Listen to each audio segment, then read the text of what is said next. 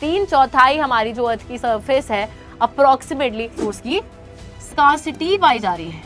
अब स्कार्सिटी पाई जा रही है, अगर कमी पाई जा रही है तो वो चीज दो चीजों की वजह से हो सकती है। रूरल एरिया के पास पानी नहीं है। अब सरकार को ये चीज पता है, जिस वजह से वो जल जीवन मिशन को लेकर आए। अब इस जल जीवन मिशन के थ्रू यही इंश्योर करा जा रहा है कि रूरल हाउसहोल्ड्स जो हैं हर घर में। Hello everyone, this is your SST educator Ujjwala पुंज एंड मैं आप सभी लोगों का स्वागत करती हूँ आज के हमारी इस क्लास में, जहां पर हम पढ़ने जा रहे हैं क्लास 10th का हमारा बड़ा ही प्यारा सा चैप्टर जिसका नाम है वाटर रिसोर्सेज। यानी कि बच्चों, पानी की हम लोग बात करने वाले हैं। पानी पानी पानी, वो आपने मीम तो देखा ही होगा, लेकिन आज हम एक्चुअली पानी की बात करने वाले हैं बिकॉज पानी जो है हमारे लिए काफी ज्यादा क्रूशियल है। जल है तो जीवन है, पानी नहीं है तो जीवन नहीं है, right? So water is very very important for us and आज की इस क्लास में हम लोग इस पर्टिकुलर रिसोर्स को देखने वाले हैं। यानी कि वाटर की इंपॉर्टेंस क्या है, कितना पानी हमारे लिए अवेलेबल है, अगर पानी नहीं है तो क्यों नहीं है, उसके पीछे रीजंस क्या है, वाटर स्कार्सिटी जो है, पानी की जो कमी है वो क्यों हो रही है, although it is a renewable resource. आपको पता है ना कि पानी तो वाटर साइकिल के थ्रू रेन्यू होता रहता है, फिर भी उसकी स्कार्सिटी होती जा रही है। तो क्यों हो रही है स्कार्सिटी? अब अगर स्कार्सिटी हो रही है तो उसका कंजर्वेशन करना भी जरूरी है। अब कंजर्वेशन करने के लिए कुछ कुछ स्टेप्स लिए जाते हैं। डैम्स यानी कि मल्टीपर्पज प्रोजेक्ट्स को बनाया जाता है और उसी के साथ रेन वाटर हार्वेस्टिंग करी जाती है। तो एंड में हम थोड़ा इसको भी एनालाइज करेंगे कि डैम को बनाना ज्यादा जरूरी था या रेन वाटर हार्वेस्टिंग ज्यादा जरूरी थी, या दोनों में से बेहतर कौन है, बेसिकली बेहतर मेथड कौन सा है। ठीक है, तो चलिए let's start the chapter. The chapter is known as water resources, यानी कि जो पानी है वो एक संसाधन है, वो एक रिसोर्स है। एंड फटाफट से आते हैं यहाँ पर इन दोनों बच्चों की तरह। जैसे आप बच्चों ना, ये भी दोनों कुछ बात कर रहे हैं, जरा सुनते हैं, थोड़ी सी चुगली करते हैं, क्या बात हो रही है। तो वो कह रहा है, hey Pinky, did you see those awesome TV reports on floods in Assam? क्या कैसे बच्चे हैं, फ्लड की रिपोर्ट को ऑसम में बोल रहे हैं। माय गॉड, व्हाट हैवक, अच्छा हो गया है havoc, they have created, it has destroyed and swept away everything in its path. तो ये बोल रहे हैं कि awesome TV report about flood, मतलब ये मेरे को बात समझ नहीं आई, बट ठीक है कि फ्लड रिपोर्ट क्या तुमने देखी, मतलब उसने कितना हैवक, कितना डिस्ट्रक्शन क्रिएट करा है, जो भी उसके रास्ते में आया, उस फ्लड के रास्ते में सब खत्म हो गया। Yes Chintu, I did. Isn't it strange that water can give life and take life as well? क्या बात कर दी पिंकी ने। वो कह रही कि क्या ये बहुत स्ट्रेन सी बात नहीं है कि पानी जीवन भी देता है ना, और जीवन ले भी सकता है, जान ले भी सकता है, क्योंकि बाढ़ आ गई तो जान चली गई लोगों की। What would we do without water? हम पानी के बिना क्या ही करेंगे। We need water to drink, हमें पानी पीने के लिए चाहिए, अपना टू कुक आवर फूड, खाना बनाने के लिए चाहिए, टू वॉश आवर क्लोथ्स, अपने कपड़े धोने के लिए चाहिए, हमें खुद को धोने के लिए भी पानी चाहिए। My father was telling me that in his factory they need a lot of water for a number of things. Did you know that even they need water for cooling the machines? तो वो कह रहे हैं मेरे पापा को अपनी factory में भी बहुत सारी चीज़ों के लिए पानी चाहिए होता है, मशीन्स को कूल करने के लिए भी चाहिए होता है। In fact factory runs on the power that is supplied by the hydel power plant. तो पानी से जो बिजली जनरेट हो रही है उस पर ही फैक्ट्री चल रही है, उसी बिजली से फैक्ट्री चल रही है। And now I can understand why through the ages we humans have chosen to live near water courses along the rivers and other water sources like springs, lakes, ponds and oases. तो बच्चों यहाँ पर वो वही बता रही है कि जैसे एंशिएंट समय पर, अब आज तो सबके घर में पानी की सप्लाई आती है, बट एक ऐसा भी टाइम था जब कोई ऐसी टेक्नोलॉजी नहीं थी, तो लोगों की जो सेटलमेंट्स थी वो हमेशा किसी वाटर बॉडी के अराउंड होती थी ताकि उन्हें पानी की सप्लाई मिल सके। पहले से ही लोग पानी के अराउंड, वाटर बॉडीज के अराउंड बसा करते थे, रहा करते थे, क्योंकि जल ही जीवन है। पानी नहीं है तो जी नहीं पाओगे, खाने के बिना फिर भी जी पाओगे थोड़े दिन तक, बट पानी के बिना तो बिल्कुल ही नहीं जी पाओगे, राइट? तो वही वाली बात है। साथ ही में बच्चों, अगर हम पानी की बात करें, सो 3/4 of the earth surface is covered with water. 3/4 हमारी जो अर्थ की सरफेस है approximately 75% of the earth surface वो पानी से घिरी है with water, but only a small proportion of it accounts for fresh water that can be put to use.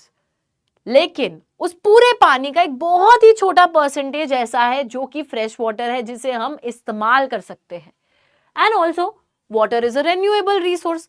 पर बच्चों, हमें ये तो बात पता है कि पानी रिप्लेनिश हो जाता है, ऐसा नहीं है कि पानी खत्म हो जाएगा, बिकॉज नेचुरल प्रोसेस, हमारी जो हाइड्रोलॉजिकल साइकिल है, वाटर साइकिल है, उसके थ्रू पानी रिप्लेनिश भी हो जाएगा, रेन्यू भी हो जाएगा।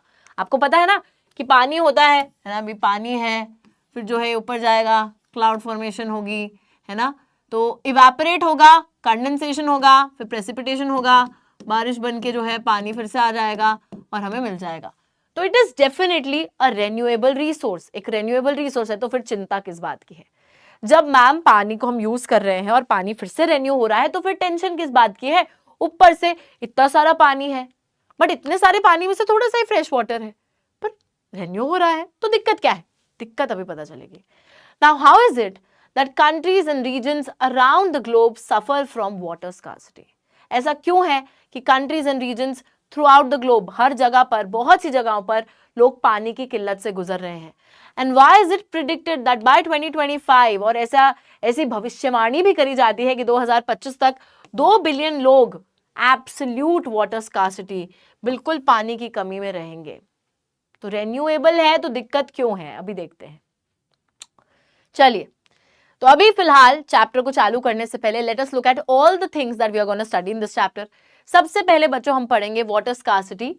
वाटर स्कार्सिटी क्यों हो रही है, रीजंस क्या है उसके पीछे, मतलब पानी की कमी क्यों हो रही है, और क्योंकि पानी की कमी हो रही है इस वजह से there is a need for water conservation and management. इसीलिए पानी को कंजर्व करना है, बचा के रखना है, मैनेज करके रखना है। दूसरी चीज हम बात करेंगे मल्टीपर्पस रिवर प्रोजेक्ट्स, जो कि हमारे डैम्स होते हैं। तो इन डैम्स को डेफिनेटली वाटर रिसोर्सेज को कंजर्व और मैनेज करने के लिए बनाया गया है, उनकी भी बात करेंगे। और वाटर मैनेजमेंट कैसे करनी है। हाइड्रोलिक स्ट्रक्चर्स एंशिएंट इंडिया में पहले के टाइम पर भी जो पानी को कंजर्व करा जाता था उसकी बात करेंगे, नर्मदा बचाओ आंदोलन, रेन वाटर हार्वेस्टिंग, और lastly bamboo drip irrigation system की भी बात करने वाले हैं। ठीक है, तो फटाफट से चैप्टर को चालू कर लेते हैं। अभी तक हमने चैप्टर चालू नहीं करा है प्रॉपरली। देखो, given the abundance and renewability of water, it is difficult to imagine that we may suffer from water scarcity. Obviously, बहुत सारा पानी है, पानी रेन्यूएबल भी है, पानी भी है और रेन्यूएबल भी है, रेन्यू भी होता जा रहा है। तो फिर इट इज नॉट पॉसिबल कि हम इमेजिन भी कर सके कि इतना पानी होने के बावजूद पानी की कमी हो रही है। The moment we speak of water shortage, जिस समय हम पानी की कमी की बात करते हैं, we immediately associated with regions having low rainfall और those that are drought prone. तो हम इमीडिएटली ना उसको एसोसिएट करते हैं उन जगहों से जहां पे या तो पानी की ऑलरेडी कमी है, मतलब जहां बारिश ही नहीं आती, या फिर जो कि ड्रॉट प्रोन है, जहां सूखा पड़ा रहता है। तो हमें लगता है कि सिर्फ उन रीजन्स के अंदर पानी की कमी होती होगी जहां पानी की अवेलेबिलिटी कम है। We instantaneously visualize the deserts of Rajasthan, the women balancing many matkas, earthen pots used for collecting, storing water, traveling long distances to get water. True, the availability of water resources varies over space and time, mainly due to the variations in the seasonal and annual precipitation. But water scarcity in most cases is caused by some other things. तो बच्चों, हम यहाँ पे यही बोल रहे हैं कि जब भी हम वाटर स्कार्सिटी की बात करते हैं, पानी की कमी या पानी की शॉर्टेज की बात करते हैं, तो इंस्टेंटली हमें ऐसा लगता है कि हाँ यार, राजस्थान के अंदर औरतें ऐसे डेजर्ट एरिया में मटके वटके लेके जा रही हैं, दूर दूर से एरिया से पानी भर के ला रही हैं, स्टोर करके रख रही हैं, क्योंकि वहां पे पानी है नहीं। और हमें लगता है कि सिर्फ वहीं पर पानी की कमी हो रही है, सिर्फ वहीं पर, उन्हीं जगहों पे वाटर शॉर्टेज पाई जाती है। ऐसा ऑब्वियसली है कि जहां पे भगवान ने पानी की कमी ऑलरेडी दी है, सीजनल या प्रेसिपिटेशन चेंजेस की वजह से, कहीं पे प्रेसिपिटेशन कम है, सीजन वहां पे ऐसे रहते हैं, तो वहां पर पानी की कमी रहती है। It varies over space and time, है ना, अलग अलग जगह पे अलग अलग तरीके का पानी की अवेलेबिलिटी रहती है ओवर टाइम, समय के साथ साथ भी। पर ऐसा जरूरी नहीं है कि सिर्फ क्योंकि वहां अवेलेबिलिटी नहीं है इसलिए पानी की कमी हो। बहुत बारी जहां पर भगवान ने अबंडेंस दी है पानी की, वहां पर भी पानी की कमी हो जाती है। तो यहां वही बोला जा रहा है कि most of the times water scarcity is not just caused by the availability of water, but sometimes and most of the times it is caused by over exploitation, जरूरत से ज्यादा पानी का शोषण करना, एक्सेसिव यूज, शोषण करना, जरूरत से ज्यादा यूज करना, प्लस अनइक्वल एक्सेस। कुछ लोगों के पास पानी है, कुछ लोगों के पास पानी नहीं है। Due to these 3 reasons, over exploitation, excessive use and एक तरीके से unequal access to water among the different social groups, पानी की कमी सबसे ज्यादा हो रही है, even in the areas where water is available. ठीक है, अब देखिए यहां पर अगर हम देखें वाटर रिसोर्सेज को ओवर एक्सप्लॉइट करा जा रहा है। क्यों ओवर एक्सप्लॉइट करा जा रहा है? जरूरत से ज्यादा यूज या फिर शोषण उनका क्यों करा जा रहा है? कभी कभी ड्राई सीजन में या फिर ड्राई एरियाज में जब आपको एग्रीकल्चर प्रैक्टिस करना है, जब आपको अपनी फसल उगानी है, तो वहां पे जाहिर सी बात है कि फसल को पानी चाहिए। तो उस ड्राई सीजन में एग्रीकल्चर को परफॉर्म करने में या ड्राई एरियाज में एग्रीकल्चर को परफॉर्म करने के लिए पानी का बहुत ज्यादा इस्तेमाल किया जाता है, जरूरत से ज्यादा इस्तेमाल करा जाता है। उसी के साथ in some areas water is sufficiently available to meet the needs of the people, but those areas still suffer from water scarcity due to the bad quality of water. ठीक है जी, यहां पर आई थिंक आपको बात समझ में आई होगी बच्चों, नहीं आई तो देखो। So when I talk about water scarcity, देखो अभी ना मैम बिल्कुल तुम्हें बढ़िया तरीके से समझाएंगे यहां तक जो भी बात हुई है। हमने बच्चों बात करी कि हमारा जो वाटर रिसोर्स है, ठीक है, हमारा जो पानी का संसाधन है, ये डेफिनेटली हमने देखा कि it is renewable, but still despite being renewable,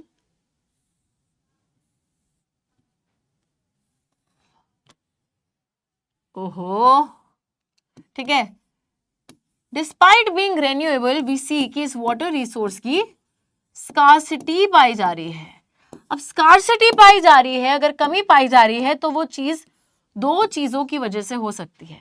वो स्कार्सिटी या तो क्वांटिटी की वजह से हो सकती है या फिर क्वालिटी की वजह से हो रही है। ठीक है, एक है क्वांटिटेटिव एस्पेक्ट, एक है क्वालिटेटिव एस्पेक्ट। तो या तो कहीं पे स्कार्सिटी इसलिए है क्योंकि वहां पानी है ही नहीं। अब राजस्थान में पानी है ही नहीं, बारिश बहुत कम आती है, सूखा एरिया है, ड्राई रीजन है, तो वहां पे क्वांटिटी ही नहीं है क्योंकि पानी की इसलिए कमी है। बट बहुत से ऐसे रीजन्स हैं जहां पे पानी बहुत ज्यादा अवेलेबल होने के बावजूद वहां पे वाटर स्कार्सिटी हो रही है। That is due to the bad quality of water. पानी बहुत है, बहुत सारा है, बहुत बढ़िया, लेकिन वो पानी लोग इस्तेमाल ही नहीं कर पा रहे क्योंकि वो इतनी घटिया क्वालिटी का पानी है। तो क्या करोगे, मतलब घटिया क्वालिटी का पानी आप यूज थोड़ी ना कर लोगे, आप बीमार पड़ जाओगे, आपको बीमारियां लग सकती हैं, right? So you can not use that. So इस वजह से भी वाटर स्कार्सिटी हो रही है। Along with these reasons, there are other reasons as well. Post-independent India witnessed intensive industrialization, urbanization, creating vast opportunities for us. Today, large industrial houses are commonplace as industrial units of many MNCs, multinational corporations. Ever-increasing number of industries has made matters worse by exerting pressure on existing freshwater resources. अब बच्चों देखिए, scarcity के water scarcity, ठीक है, सिर्फ scarcity नहीं, किस चीज की स्कार्सिटी, वाटर स्कार्सिटी के दो और रीजन्स बोल रही हूं, रीजन्स हैं, ठीक है। एक है आपका इंडस्ट्रियलाइजेशन एंड एक है आपका अर्बनाइजेशन, ठीक है। इन दोनों ही रीजन्स को समझने की कोशिश करते हैं। इंडस्ट्रियलाइजेशन का मतलब है कि बाहर से जो बहुत सारी इंडस्ट्रीज आके इंडिया में खुलती चली जा रही हैं, बहुत सारी इंडस्ट्रीज बन गई। अब इंडस्ट्रीज को क्या है, उनको पानी चाहिए, उनको वैसे भी पानी चाहिए ज्यादा से ज्यादा, प्लस बिजली भी जो इंडस्ट्रीज में यूज हो रही है वो बिजली भी पानी से जनरेट हो रही है। अब मैम पानी से कैसे बिजली जनरेट होती है? तो जब फास्ट फ्लोइंग वाटर आता है, टरबाइन घूमता है, उस टरबाइन के घूमने से बिजली जनरेट होती है, जिसको हम हाइडल पावर बोलते हैं। ओके, सो सी, तो हम लोग देखते हैं लार्ज इंडस्ट्रियल हाउसेज है, वहां पे बहुत सारी मल्टीनेशनल कॉर्पोरेशंस आ गई हैं, मतलब ऐसी कंपनीज जो सिर्फ एक कंट्री में नहीं, एक से ज्यादा कंट्रीज में एग्जिस्ट करती हैं। This ever increasing number of industries has made matters verse. इतनी सारी इंडस्ट्रीज आ गई है कि मामला और भी ज्यादा खराब हो गया है। क्यों? Because they are exerting pressure on the existing fresh water resources. हमारे पास जो पानी के संसाधन मौजूद है, लिमिटेड है वो, और उसी लिमिटेड पानी पर और भी प्रेशर डलता चला जा रहा है, उसको और एक तरीके से यूज करना है इनको। तो देखिए, industries apart from being heavy users of water also require power. Industries को पावर जनरेशन के लिए भी पानी चाहिए, उनको वैसे यूज करने के लिए भी पानी चाहिए। They are heavy users of water, पानी वैसे भी उनको बहुत सारा चाहिए। अभी देखा था ना आपने, वो लड़की बता रही थी कि पापा मेरे बताते हैं कि फैक्ट्री में मशीन को कूल डाउन करने के लिए भी पानी चाहिए, बिजली जनरेट करने के लिए भी पानी चाहिए, तो बहुत सारी चीजों के लिए पानी चाहिए। That is why they are putting intensive pressure on the existing water resources. ठीक है, उसके साथ मल्टीप्लाइंग अर्बन सेंटर्स। अब अर्बनाइजेशन पे आ जाते हैं, शहरीकरण पे आ जाते हैं, जो इतने सारे शहर बनते चले जा रहे हैं। अर्बन सेंटर्स मल्टीप्लाई हो रहे हैं, बहुत सारी पॉपुलेशन है, अर्बन लाइफस्टाइल है, they have not only added to water and energy requirements but have further aggravated the problem. इन्होंने भी पानी का शोषण करना चालू कर दिया। इतने सारे लोग हैं, अब लोग ज्यादा हैं तो ज्यादा पानी की रिक्वायरमेंट है, ज्यादा पानी की रिक्वायरमेंट है, साथ ही में हर घर में बिजली भी चाहिए, तो इससे प्रॉब्लम और बढ़ती जा रही है। If you look into the housing societies, colonies in the cities, you will find that most of these have their own groundwater pumping devices. Maximum जो societies हैं बच्चों शहरों के अंदर, उनके पास अपने खुद के groundwater pumping devices हैं जहां से पानी जो है आता है। हर सोसाइटी का अपना अलग ग्राउंड वाटर पंपिंग डिवाइस।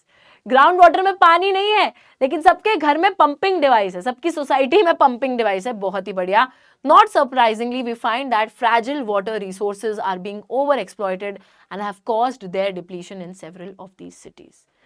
तो बच्चों यहाँ पे वही बात है, urban areas के अंदर housing societies, a lot of water is required for their everyday needs, for power generation also, and along with that groundwater pumping devices installed हैं, जिसकी वजह से कहीं ना कहीं ये जो घर में लोग हैं ये भी पानी का शोषण कर रहे हैं, ज़रूरत से ज़्यादा उसका इस्तेमाल कर रहे हैं। ठीक है, और बेचारे पता है इस चीज़ में पिस कौन रहा है? जो हमारा गरीब इंसान है, उसके पास तो पानी पहुंच ही नहीं पा रहा है, because there is an unequal access. सारा का सारा पानी तो यही पंप करके लेते जा रहे हैं, इंडस्ट्रीज ले रही हैं, अर्बन एरियाज में जा रहा है। मैक्सिमम जो हमारे रूरल एरियाज हैं या फिर the people who are poor, they are not able to get this resource that much. उनके पास अवेलेबिलिटी ही नहीं है उस चीज की। ठीक है, विच is a very sad thing. तो यहाँ तक आपने देखा कि वाटर स्कार्सिटी किस किस चीज की वजह से हो रही है। इसके पीछे फैक्टर्स हैं, बहुत सारे फैक्टर्स हैं। Maximum water scarcity, obviously availability एक फैक्टर है, लेकिन अवेलेबिलिटी के साथ साथ over exploitation, excessive use, unequal access are also factors for water scarcity. कभी कभी क्वालिटी की वजह से हो रही है, कभी कभी क्वांटिटी की वजह से हो रही है। उसी के साथ इंडस्ट्रियलाइजेशन भी एक फैक्टर है, अर्बनाइजेशन भी एक फैक्टर है। ये सारी चीजें हैं which are contributing towards the water scarcity, पानी की किल्लत या पानी की कमी, इन सभी चीजों की वजह से हो रही है। अब आगे देखिए क्या लिखा है। So far, we have focused on the quantitative aspects of water scarcity. Now, let us consider another situation where water is sufficiently available, but the area still suffers. This may be due to the bad quality of water. ये तो मैंने आपको अभी बता ही दिया था। Lately, there has been a growing concern that even if there is ample water to meet the needs of the people, much of it may be polluted by domestic and industrial waste, chemicals, pesticides, fertilizers used in agriculture, thus making it hazardous for human use. Government of India has accorded highest priority to improve the quality of life and enhance ease of living of people, especially those living in the rural areas, by announcing the Jal Jeevan Mission. अच्छा बच्चों, तो basically इस paragraph में यही बताया गया है कि बहुत जगह जो स्कार्सिटी है वो बैड क्वालिटी ऑफ वाटर के थ्रू भी हो रही है ना। बहुत बुरे क्वालिटी का पानी है, बिकॉज काफ़ी केमिकल्स, फर्टिलाइजर्स, पेस्टिसाइड सब पानी में आगे घुल मिल गए हैं, पानी बेकार हो गया है। और फिर बात करी जा रही है यहाँ पे एक बहुत ही इंपॉर्टेंट चीज की, विच इज द जल जीवन मिशन। अब ये जल जीवन मिशन क्या है, जरा इसको पढ़ते हैं, जरा इसको देखते हैं। तो इसको JJM बोला गया है, JJM। चलिए देखते हैं। तो सरकार जो है उसने एक तरीके से, सरकार जो है भारतीय सरकार, एक तरीके से उन्होंने सोचा कि जो क्वालिटी ऑफ लाइफ है हम उसे बेहतर बनाना चाहते हैं लोगों की, एंड स्पेशली उन लोगों की जो कि रूरल एरियाज में रह रहे हैं। तो इसके लिए वो जल जीवन मिशन लेकर आए। जल जीवन मिशन का गोल क्या है, उद्देश्य क्या है, क्या अचीव करना चाहता है ये मिशन, चलिए देखते हैं। It is to enable every rural household get assured supply of portable piped water at a service level of 55 litres per capita. Per capita का मतलब होता है per person per day, regularly on a long term basis by ensuring functionality of the tap water connections. तो बच्चों मैंने अभी आपको बताया था कि एक अनइक्वल एक्सेस जो है पानी के मामले में वो एग्जिस्ट करता है। अर्बन एरियाज के अंदर लोगों के पास पानी है, रूरल एरिया के पास पानी नहीं है। अब सरकार को ये चीज पता है, जिस वजह से वो जल जीवन मिशन को लेकर आए। अब इस जल जीवन मिशन के थ्रू यही इंश्योर करा जा रहा है कि रूरल हाउस होल्ड्स जो हैं, हर घर में, ग्रामीण क्षेत्रों के अंदर पानी पहुंच पाए। ठीक है, पोर्टेबल वाटर जो है वो जो इस्तेमाल कर पाए, उस तरीके का पानी पहुंच पाए 55 लीटर्स पर पर्सन पर डे के हिसाब से रेगुलरली। ठीक है, तो एटलीस्ट इतना पानी वहां पे पहुंचाया जाए ताकि लोग जो हैं वो उस पानी को यूज कर सके। Okay, so this is the whole objective या फिर गोल या फिर मोटिव ऑफ द जल जीवन mission for the rural people. Okay, चलिए आगे देखते हैं। एक और यहाँ पे योजना है, तो ये ना कुछ नई नई चीजें ऐड हुई हैं इस चैप्टर के अंदर। इस पे शॉर्ट नोट बच्चों आने की पॉसिबिलिटी ज्यादा है।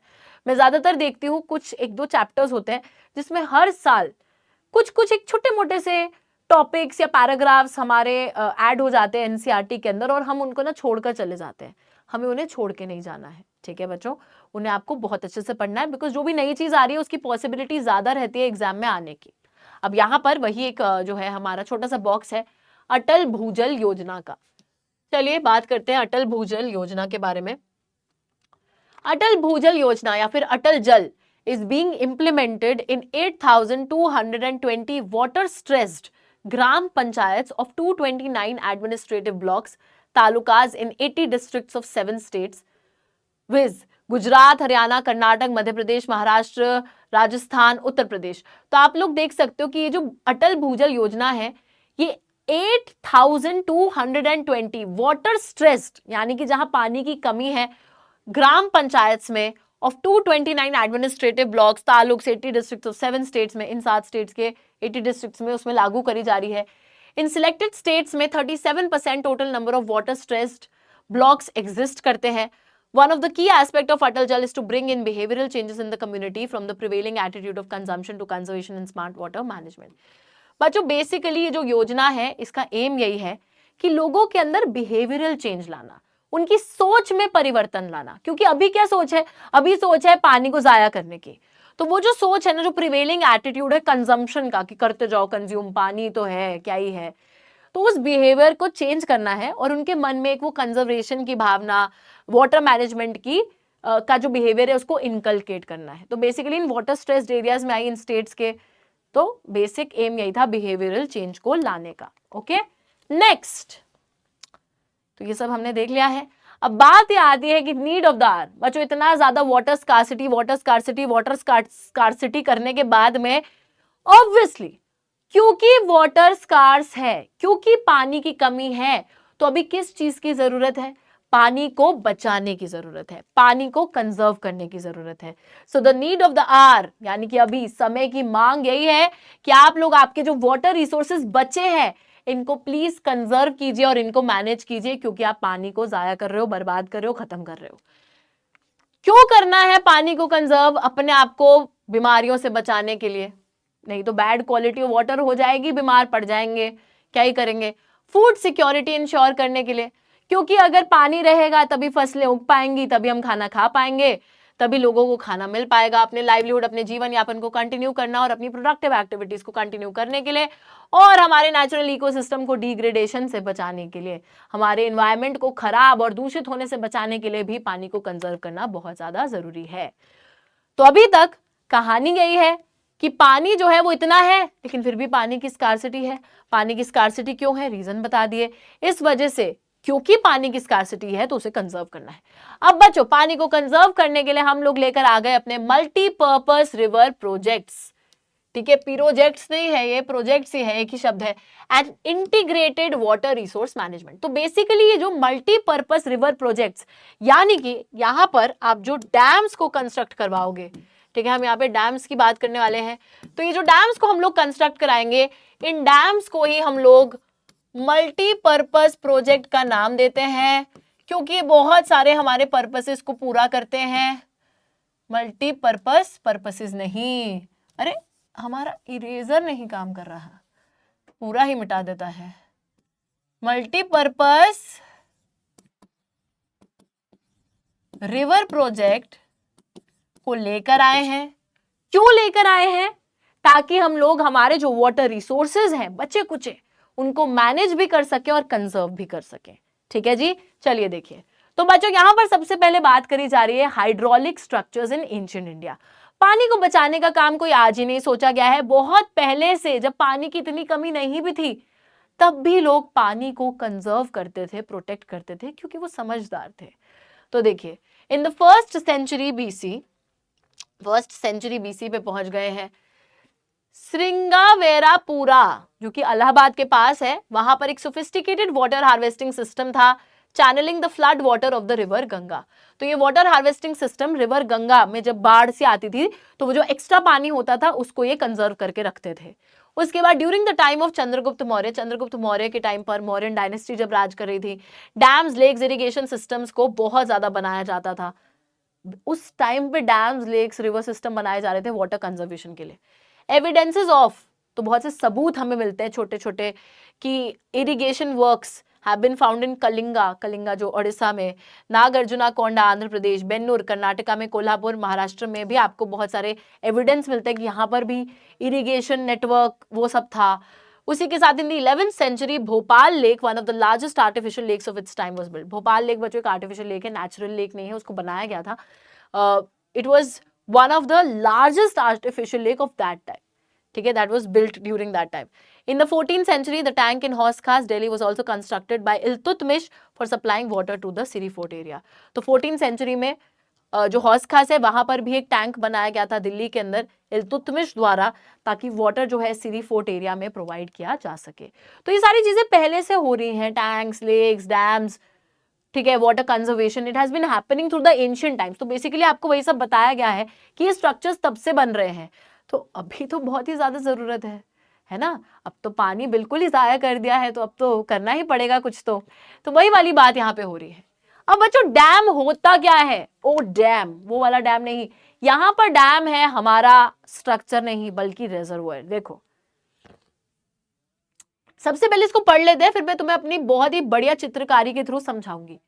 अ dam is a barrier, dam क्या है? एक बैरियर है, across the flowing water that obstructs, directs या फिर retards the flow, often creating a reservoir, lake और impoundment. Dam refers to the reservoir rather than the structure। क्या बात कर दी मैम, बिल्कुल समझ नहीं आया कुछ। चलो पता है मुझे, यही तुम्हारे दिल की आवाज है बच्चों, आओ मैं तुम्हें समझाऊं। तो देखो ठीक है, अरे यहां बनाते हैं,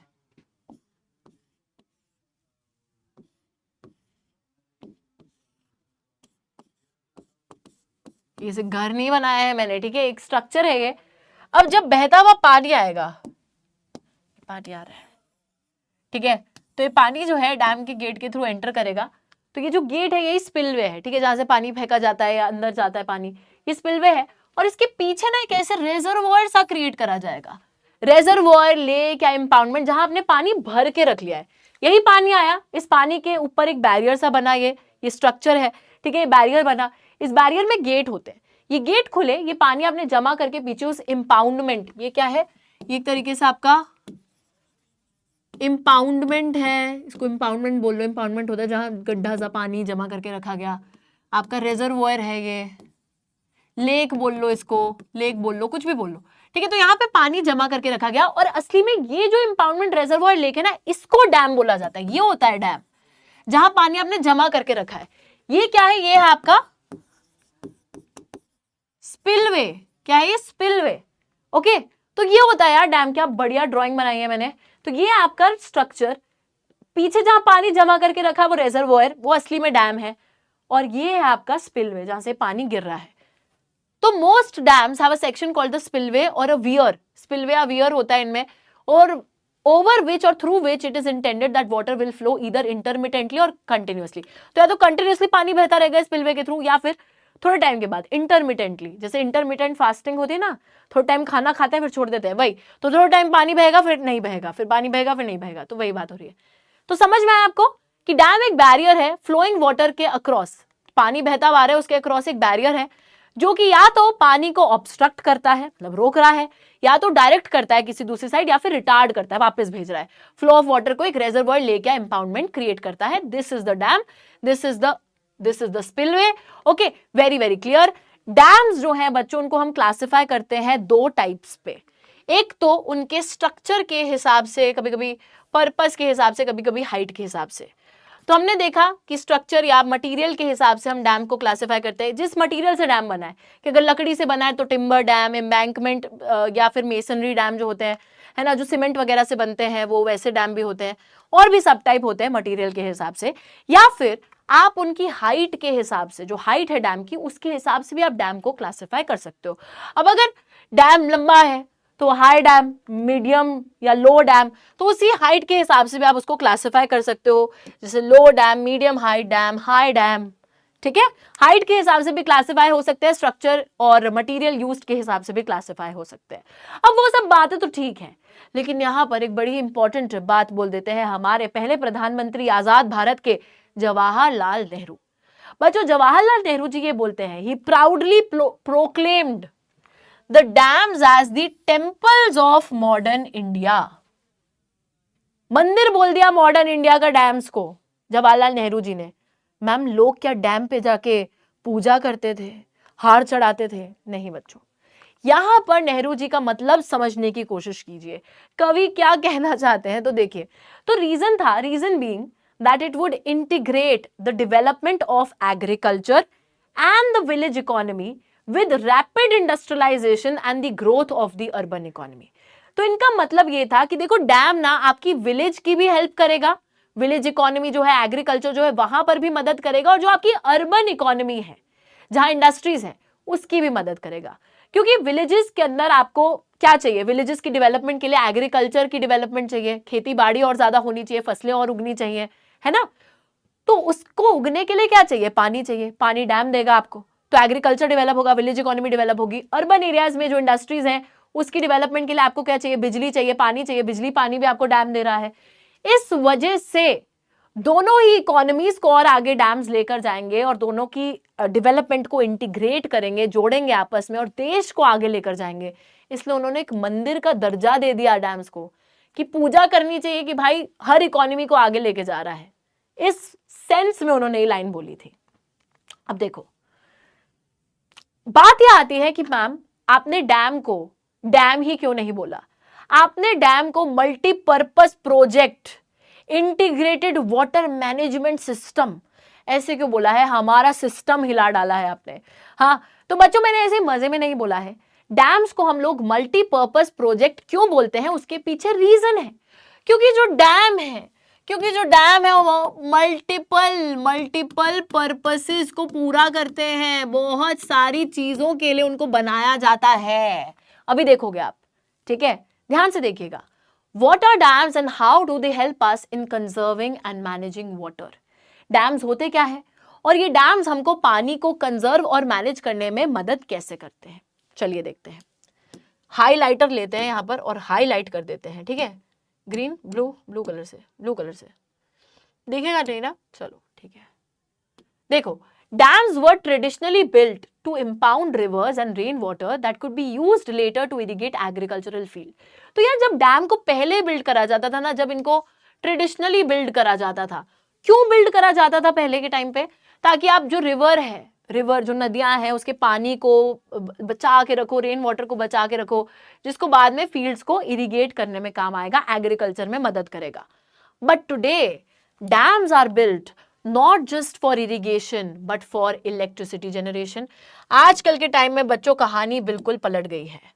आजकल के टाइम में डैम को सिर्फ एक पर्पस के लिए बिल्ड नहीं करा जाता है, irrigation is one of the things, ठीक है। आप इरिगेशन के लिए डेफिनेटली डैम को बिल्ड कर रहे हो, आप इससे फील्ड्स को इरिगेट करोगे, पानी पहुंचाओगे, एग्रीकल्चर होगा। उसी के साथ डैम्स के स्पिलवे के थ्रू जब पानी आएगा या जाएगा तेज बहाव से, तो टरबाइन रोटेट होंगे, टरबाइन होते हैं ना ऐसे वाले, टरबाइन रोटेट होंगे, तो इससे क्या होगा, बिजली जनरेट होगी, ठीक है। तो इलेक्ट्रिसिटी जनरेट होती है, या फिर जिसको हम हाइडल पावर बोलते हैं, जो पानी के थ्रू बिजली जनरेट होगी। वाटर सप्लाई मिलेगी, घरों को मिलेगी, इंडस्ट्रीज को मिलेगी पानी की सप्लाई, साथ ही में फ्लड कंट्रोल में भी आपकी मदद करेंगे। फ्लड क्यों आता है, बाढ़ क्यों आती है, बाढ़ तब आती है जब पानी का बहाव बढ़ जाता है। अब जब पानी का बहाव बढ़ेगा तो डैम के गेट खोल देंगे, तो जो एक्स्ट्रा पानी है वो डैम के गेट के थ्रू दूसरी साइड को पहुंच जाएगा, तो फ्लड कंट्रोल में डैम्स हेल्प करेंगे। साथ ही में लोग यहाँ घूमने जा सकते हैं रिक्रिएशन पर्पसेस के लिए। इनलैंड नेविगेशन, तो आपने जो रिजर्वॉयर क्रिएट करा है वहां वेसल्स वगैरह, जो आपकी शिप्स वगैरह है वो भी चल सकती हैं। Along with that fish breeding, तो मछलियां वगैरह हैं वहां, पालो मछलियां जो है बच्चे देंगी, अंडे देंगी और मछलियां बढ़ेंगी, फिश ब्रीडिंग होगी। Hence dams are now referred to as multipurpose project. आज ऐसा थोड़ी ना है कि सिर्फ इरिगेशन में या एग्रीकल्चर में हेल्प कर रहे हैं, आज तो बिजली भी जनरेट कर रहे हैं, फिश ब्रीडिंग हो रही है, इनलैंड नेविगेशन हो रही है, बहुत सारी चीजें हो रही हैं, मल्टीपल पर्पसेस को पूरा कर रहे हैं। ठीक है, सो बच्चों यहां पर क्वेश्चन दो टाइप के आ सकते हैं। एक सवाल ये आ सकता है कि why are dams known as multipurpose projects, और दूसरा क्वेश्चन ये भी आ सकता है कि what are the advantages of dams, कि व्हाई आर डैम्स बिल्ट। आपको यही सारी चीजें लिख देनी है उसमें। ठीक है, सिंपल एज दैट। ओके जी, चलिए आगे देखो। हाँ, okay, multipurpose projects where many of the uses of the impounded water are integrated with one another. तो जो इंपाउंडेड वाटर है उससे बहुत सारी आप यूजेस कर रहे हो, बहुत सारी चीजों के लिए उसको इस्तेमाल कर रहे हो। For example, in the Satluj Bias river basin, the Bhakra Nangal project water is being used both for hydel power production and irrigation. तो सतलुज बियास पे बच्चों भाखरा नंगल एक डैम है, और उस डैम के पानी का जो इस्तेमाल है वो किया जा रहा है बिजली प्रोड्यूस करने के लिए भी, हाइडल पावर जनरेशन के लिए भी, और इरिगेशन पर्पस के लिए भी। सिमिलरली जो हीराकूद प्रोजेक्ट है महानदी नदी पर, यहां पर वाटर कंजर्वेशन हो रही है, फ्लड कंट्रोल हो रहा है, तो उसके लिए इस्तेमाल करा जा रहा है। तो इस तरीके से आपको बताया जा रहा है। नाउ वेरी नाइस, अभी तक हमने कहानी बिल्कुल बहुत अच्छी देख ली है कि डैम्स है, बहुत बढ़िया है, टेम्पल्स ऑफ मॉडर्न इंडिया है, बहुत सारी चीजें कर रहे हैं, so many advantages, very nice, very good. But बच्चों वही बात है कि हर कहानी के दो पहलू होते हैं, या हर सिक्के की दो साइड्स होती हैं, और यहां पर भी वही सेम बात है। तो हमारे डैम्स अभी तक तो बहुत अच्छे लग रहे थे, बहुत प्यारे लग रहे थे, बट बहुत सी कमियां हैं, उनकी बहुत सारी लिमिटेशंस भी हैं। एंड ओवर द इयर्स इन डैम्स ने काफी ऑपोजिशन भी फेस करा है। People have opposed dams. Why have they opposed dams? चलिए देखते हैं। So in the recent years these multi-purpose projects and the large dams have come under great scrutiny and opposition for a variety of reasons.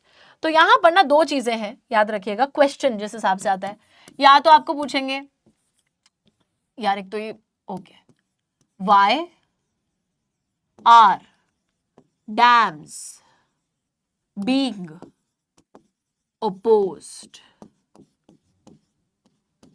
ठीक है, या फिर simply पूछ लिया जाएगा what are the disadvantages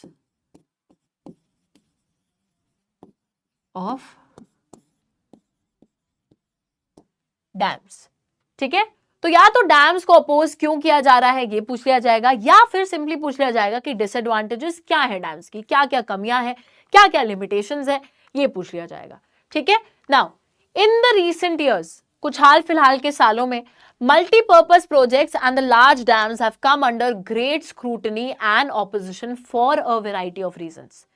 recent years के अंदर बच्चों हमारे जो मल्टीपर्पज प्रोजेक्ट्स हैं और ये जो डैम्स हैं, अभी मैंने बताया था बहुत अपोज हो रहे हैं बहुत ज्यादा रीजंस की वजह से। चलो देख लेते हैं, अब रीजंस देखते हैं। ठीक है, बहुत हो गया, रीजंस देखेंगे हम लोग, हाईलाइटर से देखेंगे, ऑरेंज कलर से। Regulating and the damming of rivers has affected their natural flow. कहते हैं नेचर की जो चीजें होती है ना उसमें दखल अंदाजी मत दो, और ये डैम ने वही करा। नेचुरली पानी बह रहा था और ये बीच में आके खड़े हो गए, तो जो पानी का नेचुरल फ्लो था इन्होंने उसको अफेक्ट करा है, उसको रोका है। ठीक है, तो नेचुरल फ्लो अफेक्ट हुआ जिसकी वजह से एक पुअर सेडिमेंट फ्लो हुआ और excessive sedimentation at the bottom of the reservoir. अब होता क्या है बच्चों, ये जो रेजर्वोयर था, पीछे चलें क्या, ये ड्राइंग कहाँ करी थी हमने, हाँ, तो ये जो आपने रेजर्वोयर बनाया था ना, अब होगा क्या कि यहाँ के नीचे बहुत सारे, आपको पता है जो नदी होती है वो काफी ज्यादा सेडिमेंट्स अपने साथ लेकर आती है। सेडिमेंट्स यानी कि बहुत सैंड, सिल्ट, क्ले, छोटे छोटे कंकड़, पत्थर, मिट्टी, ये सारी चीजें होती हैं, सेडिमेंट्स होते हैं, सेडिमेंटेशन हो जाता है। अरे हाईलाइटर से हमने कर दिया बच्चों, देखिए पुअर सेडिमेंट फ्लो, तो बहुत सारा सेडिमेंट ऐसे नीचे डिपॉजिट हो जाता है रेजर्वोयर के। ठीक है, बहुत सारा सेडिमेंट यहां पर डिपॉजिट हो जाता है, एक्सेसिव सेडिमेंटेशन, वही बात हो रही है। रेजर्वोयर के नीचे बहुत सारा सेडिमेंट डिपॉजिट हो गया जिसकी वजह से जो स्ट्रीम बेड्स हैं आपके, स्ट्रीम बेड्स का मतलब है कि जो नदी है उसके बेड पे वो सेडिमेंट रही नहीं, वो एक जगह पे जमा हो गए, एक जगह जमा हो गए, और जो स्ट्रीम बेड है वहां पर वो सेडिमेंट्स रहे नहीं, जिसकी वजह से वी सी रॉकियर स्ट्रीम बेड्स, बड़े बड़े पत्थर रह गए पानी के नीचे क्योंकि सारा सेडिमेंट तो एक जगह जाके डिपॉजिट हो गया है। ओके, अभी तक समझिए हुआ क्या है। पानी का नेचुरल फ्लो अफेक्ट हुआ, it is all related. Natural flow effect हुआ जिसकी वजह से सेडिमेंट्स ढंग से इस साइड से उस साइड फ्लो नहीं कर पाए, एक ही जगह पर सेडिमेंट जमा हो गया। अब सेडिमेंट क्योंकि एक ही जगह पर जमा हो गया तो बाकी नदी में सेडिमेंट रहा नहीं, बाकी नदी में उतना सेडिमेंट नहीं रहा तो जो स्ट्रीम बेड है वो काफी रॉकी हो गए, वो काफी रॉकी हो गए। इसकी वजह से जो रिवर की एक्वाटिक लाइफ है उसके लिए पुअर हैबिटेट क्रिएट हो गया। ठीक है, पुअर हैबिटेट क्रिएट हो गया मतलब जो रिवर की एक्वाटिक लाइफ है, जो जीव जंतु पानी में रहते हैं, उनके लिए नीचे क्या है, पत्थर ही पत्थर रह गए, सेडिमेंट है ही नहीं, वो सॉफ्ट और स्मूथ बेड उनके लिए रहा ही नहीं। डैम्स, अब ये तो सारी चीजें रिलेटेड थी, और क्या हुआ है, डैम्स ने रिवर्स को फ्रैगमेंट कर दिया, making it difficult for the aquatic fauna to migrate, specially for spawning. अब बच्चों जो मछली है वो अंडे देती है अलग अलग जगह पर जाकर, पर यहां पर क्या हुआ, क्योंकि आपने नदियों को फ्रैगमेंट कर दिया, उनको बांट दिया, इस वजह से वो मछली भी स्पॉनिंग के लिए जा नहीं पा रही इधर से उधर। साथ ही में reservoirs that are created on the flood plains also submerge the existing vegetation and soil, leading to its decomposition over a period of time. साथ ही में आप जहां पर भी डैम को कंस्ट्रक्ट करोगे तो डैम को कंस्ट्रक्ट करने का ये मतलब है कि आजू बाजू का जो पेड़ पौधे हैं, जो एरिया है, वो सारा पानी तले दब जाएगा, जिसकी वजह से वो जो सॉइल है, वो जो पूरा एरिया है, वो डिकम्पोज हो जाएगा over a period of time. ठीक है, ठीक है, ये सारी डिसएडवांटेजेस हम मानते हैं कि हमारा एनवायरमेंट को जो नुकसान है वो पहुंच गया है डैम्स की वजह से, बट यार this is actually a geographical या फिर an environmental impact the dams are causing, है ना। फ्लो अफेक्ट हो गया, सेडिमेंटेशन हो गया, रॉकियर स्ट्रीम बेड्स हो गए, एक्वाटिक फौना के लिए स्मूथ बेड नहीं रहा, रॉकियर स्ट्रीम बेड हो गए, वो स्पॉनिंग के लिए नई फिशेस जा पा रही हैं, है ना, फ्रैगमेंट हो गए रिवर्स, जो पूरा वेजिटेशन है वो सबमर्ज हो गया पानी तले, सॉइल डिकम्पोज हो गया over a period of time. ठीक है, but along with that, ironically the dams that were constructed to control floods have triggered floods. So यहाँ हुआ क्या है, they have triggered floods. अभी तो मैम हमने पढ़ा था कि ये तो डैम की एडवांटेज थी कि फ्लड को कंट्रोल करते हैं, बट अभी हुआ क्या, जब डैम अपना गेट खोलेगा और पानी तेजी से बाहर बहता हुआ जाएगा, तब भी तो पानी का फ्लो बढ़ेगा, तब भी तो बाढ़ आने की संभावना बढ़ेगी। तो डैम्स ने कहीं ना कहीं फ्लड को ट्रिगर भी करा है, कंट्रोल भी करा है, पर ट्रिगर भी करा है, क्योंकि हाँ उसके पीछे एक और रीजन है कि सेडिमेंट्स हो गए, अभी पूरा नीचे रेजर्वोयर के नीचे सेडिमेंट डिपॉजिट हो गए, जिसकी वजह से पानी मतलब थोड़ा सा एरिया रह गया जिससे पानी तेज निकल के आ रहा है, तो जिससे बाढ़ आने की संभावना ज्यादा है। मोर ओवर क्योंकि जो स्पिलवे है ना उसमें ब्लॉक कर दिया कहीं ना कहीं उन सेडिमेंट्स ने, तो सेडिमेंट्स ने ब्लॉक कर दिया, वो एरिया थोड़ा सा रह गया जिससे पानी निकलेगा। अब थोड़े से एरिया से अगर पानी निकल के जाएगा तेज बहाव से तो फ्लड आने की संभावना रहेगी। साथ ही में हम लोग देखते हैं हाँ, मोर अनसक्सेसफुल इन कंट्रोलिंग फ्लड, जहां पे हैवी रेनफॉल हो जाए वहां पर भी फ्लड कंट्रोल नहीं कर पाते। These floods have not only devastated life and property but have also caused extensive soil erosion. Soil erosion भी होता है, ठीक है, टॉप सॉइल की लेयर भी पानी के साथ बहकर चली जाती है, जिससे कि आप एक तरीके से इरिगेशन को हैम्पर कर रहे हो, आप खाना ढंग से एग्रीकल्चर को हैम्पर कर रहे हो, तो हर चीज जो कि एक फायदा होनी चाहिए थी डैम से, वो नुकसान में तब्दील हो रही है। सेडिमेंटेशन का ये भी मतलब है फ्लड प्लेन्स में सिल्ट नहीं रही, जो कि एक नेचुरल फर्टिलाइजर होता है, जिससे लैंड डिग्रेड भी हो रहा है, लैंड डिग्रेडेशन की प्रॉब्लम भी बढ़ गई। Also observed that the multi-purpose projects induced earthquakes, caused waterborne diseases, pest, pollution resulting from excessive use of water. बच्चों सुनने में दुख हो रहा है ना, मुझे भी हो रहा है, बट देखिए इन मल्टीपर्पज प्रोजेक्ट्स ने कहीं ना कहीं अर्थक्वेक, ठीक है, जो भूकंप है, भूकंप के झटके महसूस हो रहे हैं, कॉज्ड वाटरबॉर्न डिसीजेस, पानी से होने वाली बीमारियां यहां पर हो गई, क्योंकि आप पानी को बहुत यूज कर रहे हो, राइट। अर्थक्वेक की problem, waterborne diseases, paste, pollution, ये सारी चीजें एक्सेसिव यूज ऑफ वाटर से क्रिएट हो गई डैम की वजह से। तो इतने तो फायदे नहीं हुए थे जितना नुकसान हो गया इनसे, है कि नहीं। और अभी तो रुको, नुकसान और भी बाकी है। देखिए अब जरा बात करते हैं एक तरीके से, बच्चों मैं वही बोल रही थी कि अभी तक हमने ना एक एनवायरमेंटल इंपैक्ट देखा है कि हमारी प्रकृति पे क्या नुकसान पहुंचा है डैम की वजह से, राइट, बट लोगों पे क्या नुकसान पहुंचा है जरा देखते हैं। Let's talk about the Sardar Sarovar dam, जो कि रिवर नर्मदा पे बना है गुजरात में। This is one of the largest water resource projects of India covering 4 states. ये one of the largest project है डैम का, 4 स्टेट्स को कवर करता है ये, महाराष्ट्र, मध्य प्रदेश, गुजरात और राजस्थान को। ये प्रोजेक्ट वाटर रिक्वायरमेंट मीट करेगा in the drought prone and desert areas. तो जिन जगहों पे सूखा रहता है या जहां पर डेजर्ट एरियाज हैं, जहां पानी की कमी है, वहां पे पानी पहुंचाने के लिए इस प्रोजेक्ट को बनाया गया है।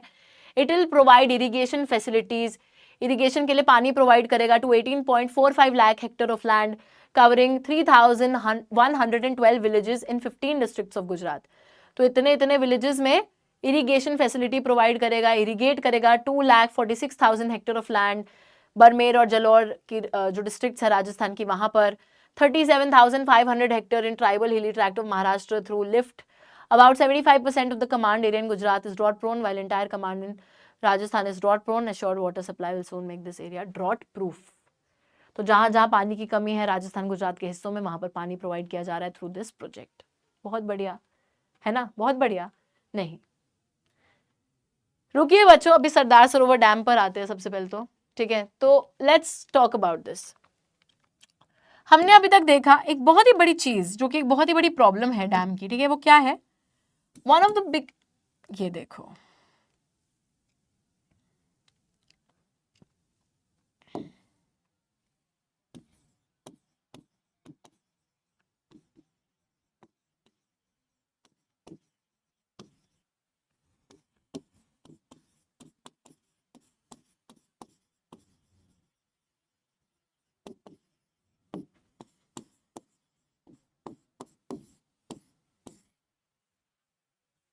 तो एक बहुत ही बड़ी दिक्कत यहाँ पे क्या आ रही है, बहुत ही बड़ी दिक्कत ये आ रही है कि लोग, जो कि आपने अभी सुना था ना कि पूरी वेजिटेशन को पानी तले सबमर्ज कर दिया जाएगा, तो जो लोग वहां पे रहते हैं उनका क्या होगा? उन लोगों को अपना घर बार छोड़ के वहां से जाना पड़ेगा। तो जब भी डैम कंस्ट्रक्ट होता है, आसपास के जो विलेजेस होते हैं, जो ट्राइबल पॉपुलेशन होती है, they have to leave their houses, they have to move, they have to go from there, ठीक है।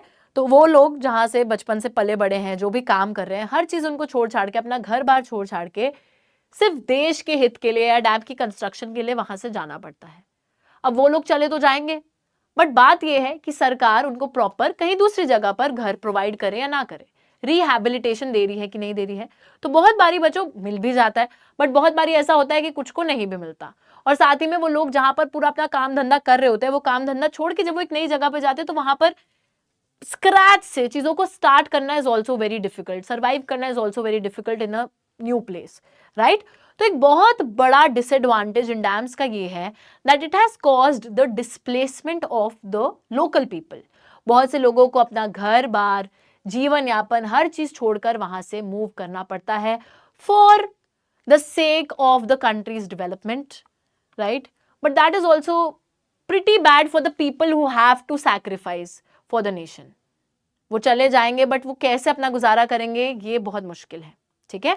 तो ऑब्वियसली एक इन्वायरमेंटल इम्पैक्ट है ही, लेकिन उसी के साथ एक सोशल इम्पैक्ट भी है इन डैम्स का, negative impact, that is the displacement of people that they are causing. अब एक और स्कीम की यहाँ पे बात करते हैं जो कि नई नई ऐड करी गई है। दिस इज द प्रधानमंत्री कृषि संचय योजना, ठीक है। अब ये योजना क्या है?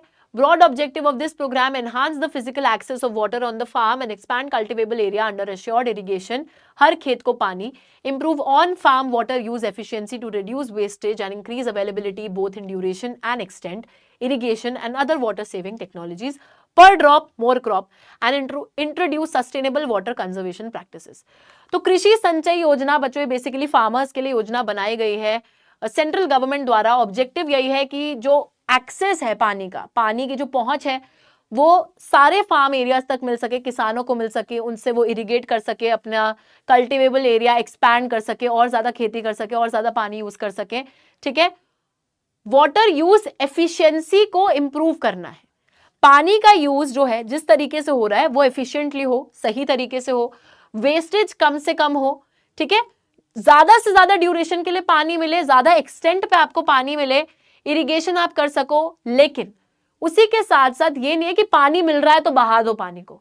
वाटर सेविंग टेक्नोलॉजी के हिसाब से आपको पानी का इस्तेमाल करना है, पर ड्रॉप मोर क्रॉप, ज्यादा से ज्यादा पानी को यूज करने की कोशिश करनी है, और सस्टेनेबल वाटर कंजर्वेशन प्रैक्टिसेस को अडॉप्ट करना है, जिससे कि आप आज भी कंजर्वेशन, मतलब जिससे कि आप आज भी डेवलपमेंट कर सको और आगे आने वाली जनरेशन भी डेवलपमेंट कर सके, उनके लिए भी पानी छोड़ना है, ठीक है जी।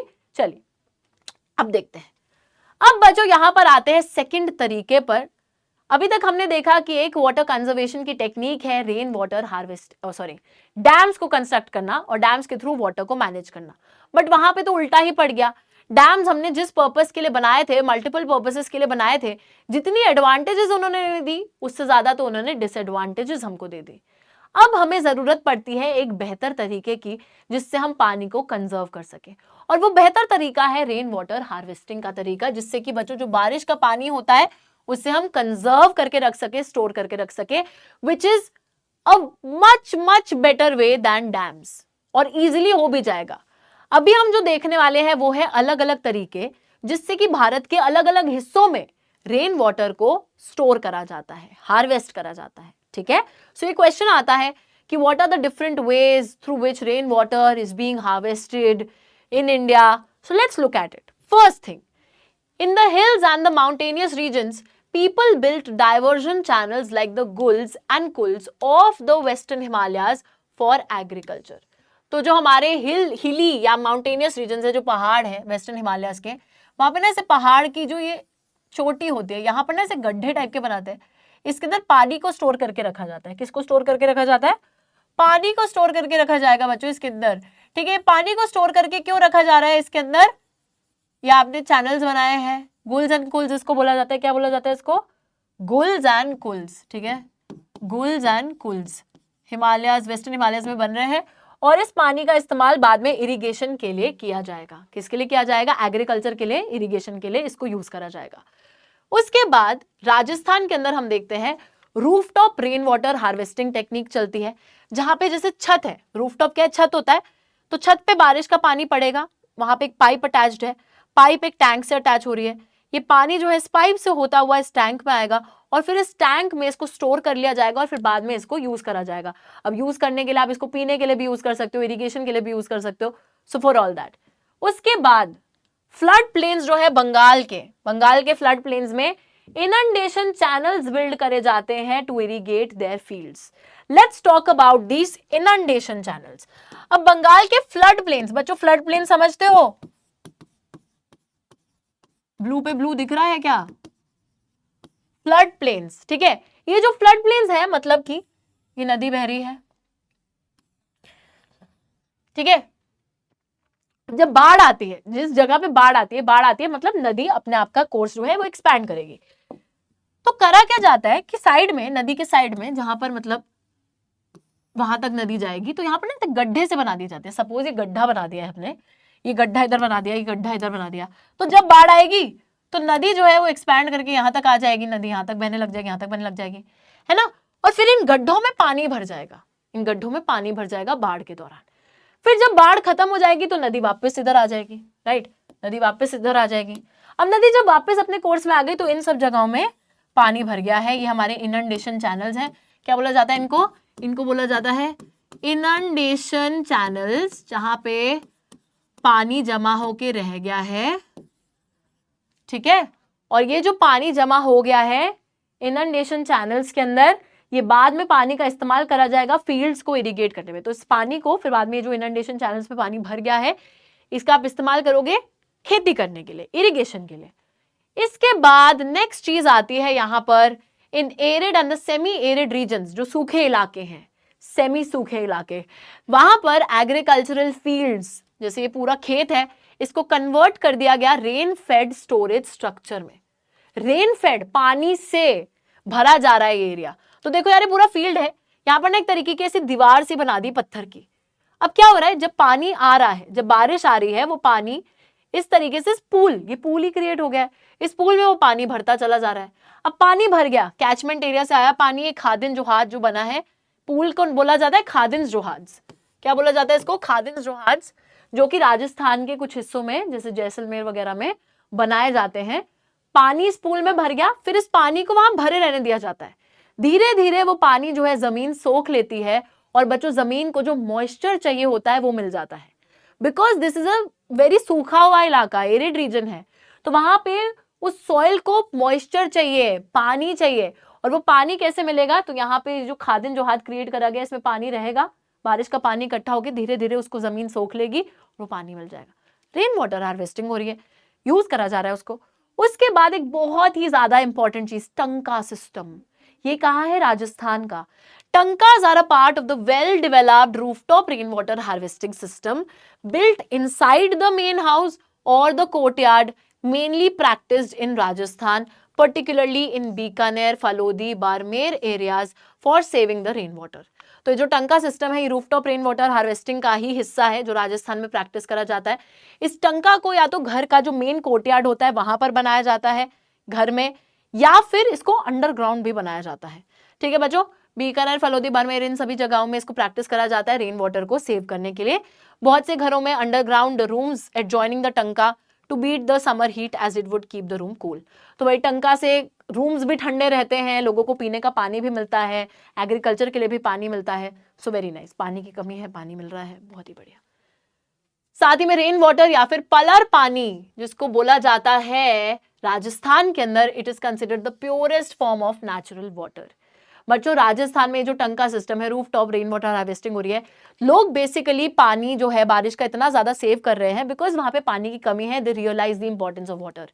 अलॉन्ग विद दैट उनको लगता है कि जो रेन वाटर है दिस इज पलर पानी, मतलब कि ये सबसे प्योरेस्ट फॉर्म है नेचुरल वाटर का, तभी वो इसको कंजर्व करते हैं और इसी को पीते हैं। लेकिन हाल फिलहाल में राजस्थान के अंदर एक पेरेनियल कैनाल बन गया है। ठीक है, एक पेरेनियल, वेस्टर्न राजस्थान में हम देखते हैं कि एक पेरेनियल राजस्थान कैनाल बन गया है जिसके थ्रू पूरे सालों साल लोगों को पानी मिलता रहता है, टैप वाटर आता है। तो इस वजह से जो टंका सिस्टम था वो थोड़ा सा भी खो गया है, लोग उतना ज्यादा उसको प्रैक्टिस नहीं करते हैं। बट स्टिल द पीपल जिनको आज भी वही बारिश के पानी, पालर पानी का स्वाद अच्छा लगता है, वो टंका सिस्टम को मेंटेन करके रखते हैं। ऑल्दो वो प्रैक्टिस डिक्लाइन हो गई इस राजस्थान कैनाल के आने से, जो कि सालों साल पानी, पूरे साल पानी जो है उनको प्रोवाइड कर रहा है, तो थोड़ी सी प्रैक्टिस डिक्लाइन हुई। बट स्टिल जिन लोगों को आज भी वही टेस्ट पसंद है वो वही उसी का इस्तेमाल कर रहे हैं, टंका सिस्टम को ही यूज कर रहे हैं। तमिलनाडु, अभी एक फैक्ट है, तमिलनाडु जो है पहला स्टेट है भारत में जिसने rooftop rain water harvesting structure compulsory कर रखा है across the state in all the houses, कि सभी घरों में एक rooftop rain water harvesting structure होना ही चाहिए। जो डिफॉल्टर होंगे, जो लोग इस प्रैक्टिस को नहीं फॉलो करेंगे, उनको पनिश करा जाएगा, उनको जो है सजा दी जाएगी। ओके, एंड लास्ट चीज पे आते हैं इस चैप्टर की, very very simple, this is the bamboo drip irrigation system. ये बहुत 200 साल पुरानी प्रैक्टिस चल रही है बच्चों मेघालय के अंदर, जहां पे जो स्ट्रीम एंड स्प्रिंग वाटर होता है उसको टैप करा जाता है बैम्बू पाइप्स के थ्रू। तो पाइप को ना ऐसे आधा आधा काट दिया गया, जैसे पूरी पाइप होती है ना, ये जैसे पूरी पाइप है, ठीक है, पूरी पाइप है, इस पाइप को आपने आधा काट दिया, तो अभी पाइप ऐसे रह गई कुछ, राइट, ऐसे रह गई पाइप। ये पाइप्स को फिर ऐसे जोड़ दिया जाएगा एक दूसरे से, ठीक है, कनेक्ट कर दिया जाएगा। पानी यहाँ से एंटर करके इधर आ रहा है, फिर इधर जोड़ के इधर आ रहा है, फिर इधर इधर आ रहा है, फिर एंड तक आते आते जो बैम्बू पाइप है उसमें ये लोग ऐसे थोड़े से छेद कर देते हैं। इस छेद के थ्रू पानी जो है ड्रॉप ड्रॉप करके हमारे क्रॉप्स को मिल जाता है। ठीक है, तो ये ना एक बहुत पुरानी प्रैक्टिस है, 200 साल पुरानी, मेघालय में जो करी जा रही है। स्ट्रीम स्प्रिंग वाटर को टैप करा जाता है बैम्बू पाइप्स को यूज करके। 18 से 20 लीटर पानी फर्स्ट घुसता है यहाँ से, लेकिन एंड तक आते आते पूरा ट्रांसपोर्ट होता है वो पानी, इधर से इधर से इधर से इधर चैनल होके हंड्रेड्स ऑफ मीटर्स तक वो पानी जाता है। फाइनली 20 से 80 ड्रॉप की स्पीड पे पर मिनट प्लांट को वो पानी मिलता है, ड्रॉप ड्रॉप ड्रॉप ड्रॉप करके, जैसे यहाँ पे मिल रहा है इन होल्स के थ्रू। ठीक है, बात ये है कि बहुत अच्छी प्रैक्टिस है, आप एटलीस्ट उस पानी को यूज कर रहे हो, ड्रिप इरिगेशन के लिए यूज कर रहे हो, बट स्टिल रास्ते में बहुत सारा पानी इधर उधर बह गया है, पानी वेस्ट हो गया है, तो वो थोड़ी सी कमी है सिस्टम की। बट स्टिल बच्चों एक बहुत इनोवेटिव चीज है, मतलब कोई सोच भी नहीं सकता, बट इन्होंने किस तरीके से ये चैनल बनाया है और पानी प्रोवाइड करा है टू द प्लांट, कमेंडेबल है ना। चलिए, तो इसी के साथ हमारा ये जो चैप्टर है वो हो जाता है कंप्लीट बच्चों। इस चैप्टर के अंदर हमने समझा कि ऑल्दो 3/4 हमारे अर्थ की सरफेस पानी से घिरी है, बट स्टिल ऑल्दो पानी एक रिन्यूएबल रिसोर्स है, बट स्टिल वाटर स्कार्सिटी है। वाटर स्कार्सिटी इसलिए है क्योंकि जितना पानी रिप्लेनिश नहीं हो रहा है उससे ज्यादा हम उसका इस्तेमाल कर दे रहे हैं। अब स्कार्सिटी के बहुत से रीजंस हैं, इंडस्ट्रियलाइजेशन, अर्बनाइजेशन, बैड क्वालिटी, और कहीं पे क्वांटिटी की कमी, व्हाटएवर, बट उन रीजंस की वजह से पानी की कमी है और हमें पानी को बचाना है, प्रिजर्व करना है, जिसके लिए हमने मल्टीपर्पज प्रोजेक्ट्स बनाए, अब वो थोड़ा सा ऐसे वो निकला जिसके डिसएडवांटेजेस बहुत है। रेन वाटर हार्वेस्टिंग एक तरीका हमने निकाला जिससे कि हम पानी को कंजर्व कर सकते हैं। तो ये सारी कहानी मैंने आपको बता दी है। आई होप आज की क्लास आप लोगों को बहुत अच्छी लगी होगी, बहुत अच्छे से चीजें समझ में आई होंगी। I will see you next time. This is your SST educator Ujjwala Pun signing off for the day. Bye bye and take care.